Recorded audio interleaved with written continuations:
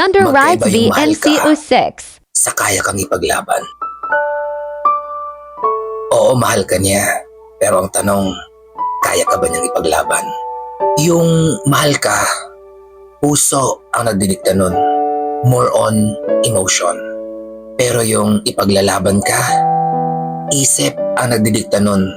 More on decision. Mahal ka niya. Hindi niya yung choice. Basta na lang tumibok yung puso niya para sa'yo. Pero sa tanong na kung ipaglalaban ka ba niya, choice niya yon.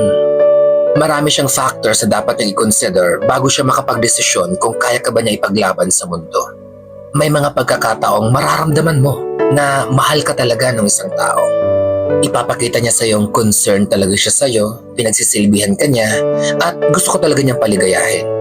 At may mga pagkakataon pang ipaparamdam niya sa'yo na gusto ko talaga niyang makasama habang buhay. Ramdam mo lahat yun. Ramdam mong mahal ka niya. Pero dahil sa mga sitwasyong hindi niyo pareho kontrolado, yung pagmamahal niya, hanggang dun na lang yun. It's either hindi ka niya kayang piliin na makasama habang buhay dahil nakatali na siya, o kaya naman ang relasyon niyo ay mali sa mata ng lipunan. O kaya naman, mas may future ang anak niya kapag pinili niya yung isa.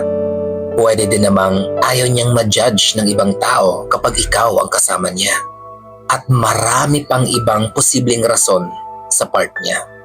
Pero ang masakit doon, alam mo at ramdam mong mahal ka niya. Nasa sayo ang puso niya, pero nakatali yung mga kamay niya. Kaya hindi ka niya maipaglaban sa mapanghusgang lipunan. May mga nagmamahal sa'yo na hanggang dun na lang, hindi ka niya kayang panindigan.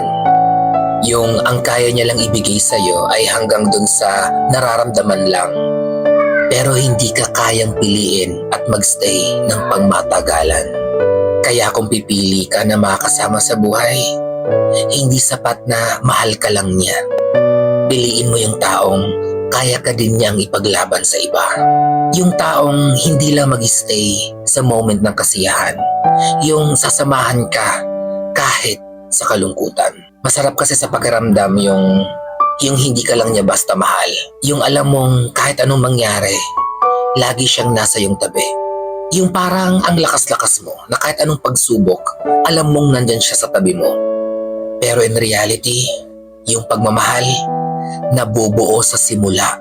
Pero sa tanong na kaya ka ba niyang ipaglaban, nangyayari yon sa dulo. Kaya pag mahal ka niya, it will complete you.